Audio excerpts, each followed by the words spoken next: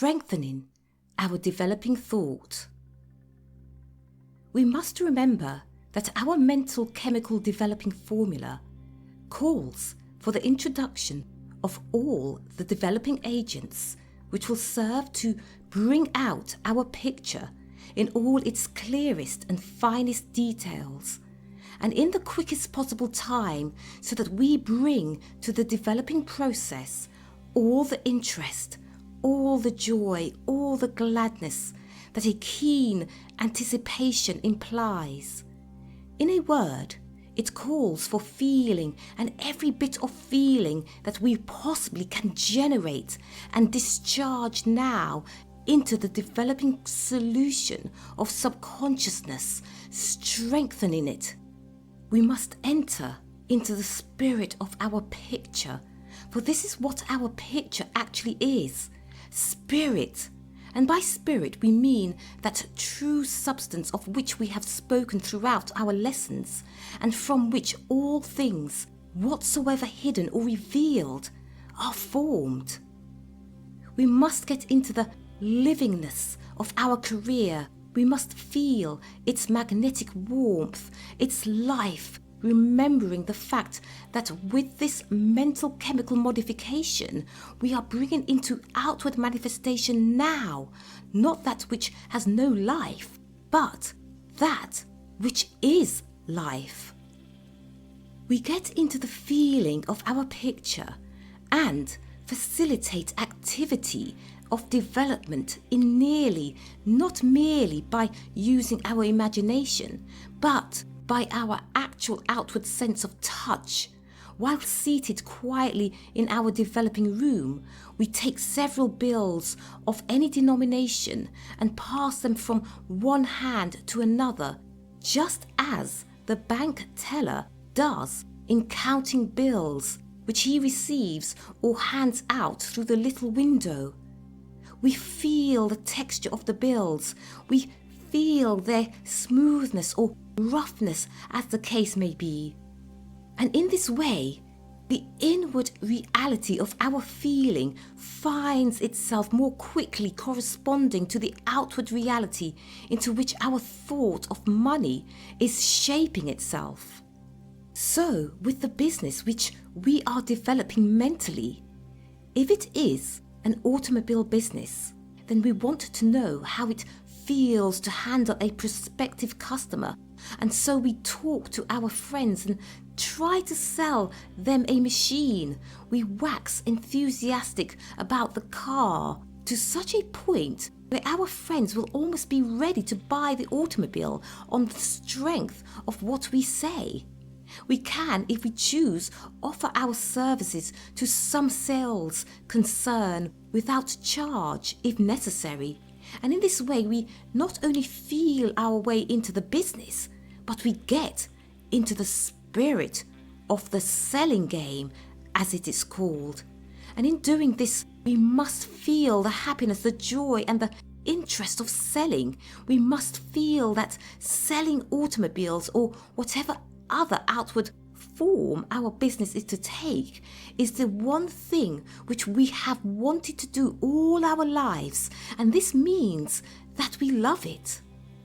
Let us remember always that our career is formulating, specializing and providing expression for itself, not only through the brain of us, but through the heart of us also, so that we are introducing into our formula now not only the elements of interest, joy and gladness, but the element of love, the element which, charged into subconsciousness, contains not only the warmth but the mothering and nurturing qualities as well.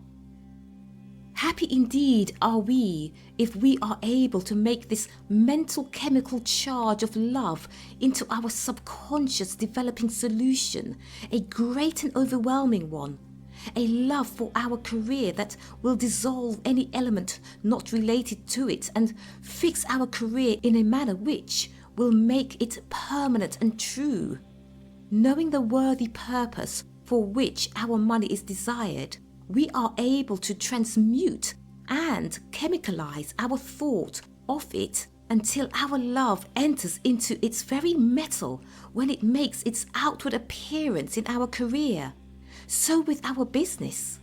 Knowing the worthy purpose which is to serve in providing the means of happiness for others, we come to love it even before it has materialized outwardly. And in a similar manner, we feel the greatest love toward the thought of our home.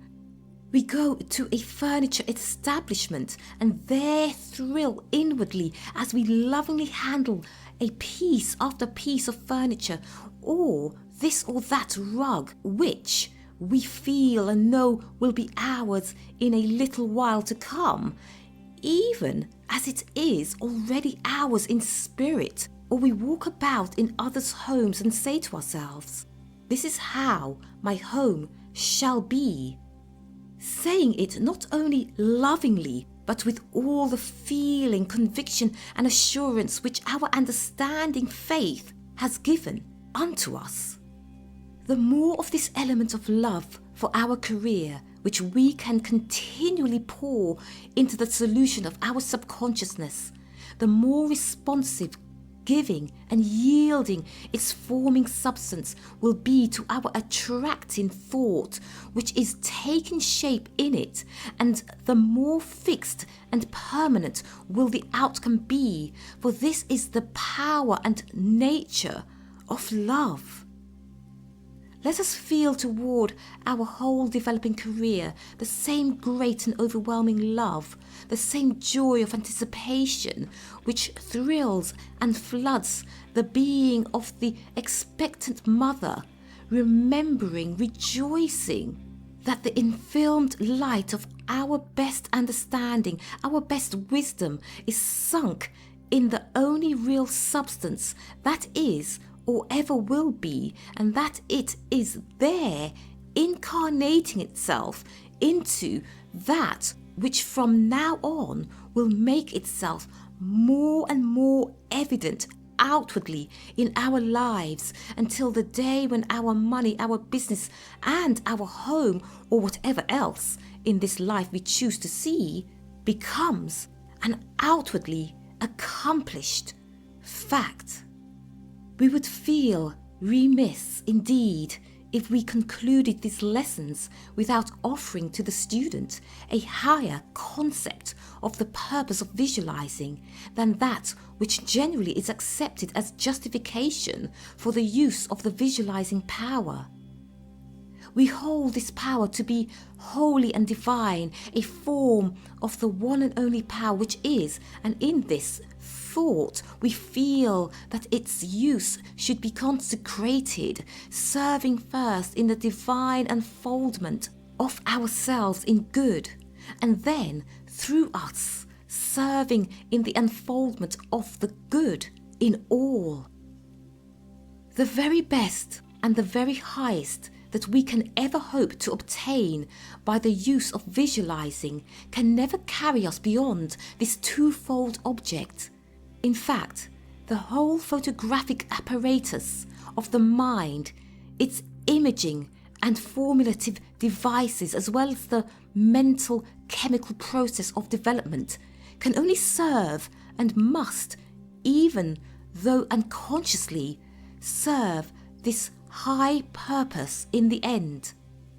How much better then to carry out this object in a conscious way, knowing that we are using this power for the very divine purpose of visualizing ourselves into all that we want to be or to do or to have in good, and knowing further that in picturing ourselves thus in good, we outpicturing ourselves in God. In the very highest sense, we are not only outpicturing ourselves in God, but God is outpicturing himself in us and through us. The more unselfish we make our object in visualizing, the more will this divine unfoldment manifest itself to us in the outward good or God of all. It is with this highest concept in mind that we leave the student to apply his or her knowledge of visualizing to good ends, confident that the outcome of the picture conceived in good cannot be anything else but successful in its outward reproduction. In the same manner in which this book has served your purpose,